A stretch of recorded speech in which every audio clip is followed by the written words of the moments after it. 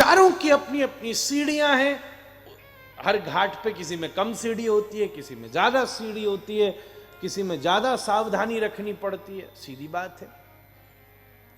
जो कर्म का मार्ग है, उस मार्ग में हर सीढ़ी के ऊपर काई जमी हुई है। एक बात निवेदित करूं, अब पंडित जी ने अपनी बात की, उस पर अब अपना स्वयं का चिंतन है, उसके साथ आगे बढ़ेंगे। उसमें हर सीढ़ी पर काई है, अर्थात हर सीढ़ी पर पैर फिसल सकता है। और वो काई किसकी है? यश की काई है। कर्म में, कर्म मार्ग पर चलने वाले व्यक्ति को कहीं भी अगर यश का सुख आने लगा तो इसका मतलब वो सीढ़ी से फिसल गया है।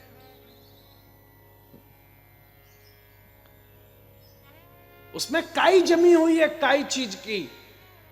अगर कर्म मार्ग पर चल रहे हो तो सबसे पहला नियम है कि स्वार्थ से ऊपर उठना पड़ेगा।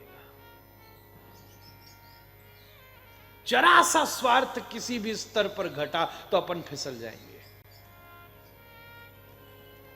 मैं सुखी हूं, तुम सुखी हो, ये प्रकृति है। मैं सुखी हूं, तुम दुखी हो, ये विकृति है।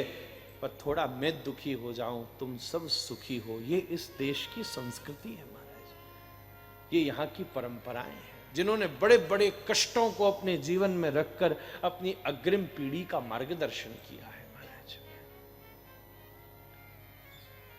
तो कर्म मार्ग की अपनी सीढ़ी है। कर्म की सीढ़ी है सेवा, कर्म की सीढ़ी है पुण्य, कर्म की सीढ़ी है यज्ञ। यज्ञ भी कर्म है। कर्म यज्ञ समुद्भव, कर्म को यज्ञ बनाइए। क्रियमान कर्म, एकत्रित कर्म, ये सब कर्मों की अलग अलग विभीषिकाएं हैं। मैं अभी ज्यादा नहीं जाऊंगा, बस आज तो पहला दिन है, थोड़ा थोड़ा उसका आपको ड्राइंग दिखा रहा हूं, सैंपल जिसको बोलते हैं। ये सब कर्म की सीढ़ियां हैं। सेवा भाव का सतत रहना, कभी अपने से आगे दूसरे का भी विचार करना, ये कर्म का विचार है। और सबसे सुंदर व्याख्या कर्म की श्री कृष्ण ने करी, मां फलेषु कदाचन। जब तुम्हारे एक्शन तुम्हारे रिजल्ट पर निर्भर न करें, तब आप कर्म योग पर चलेंगे। नहीं, हम फल से प्रभावित नहीं होते, कर्म से प्रभावित होते।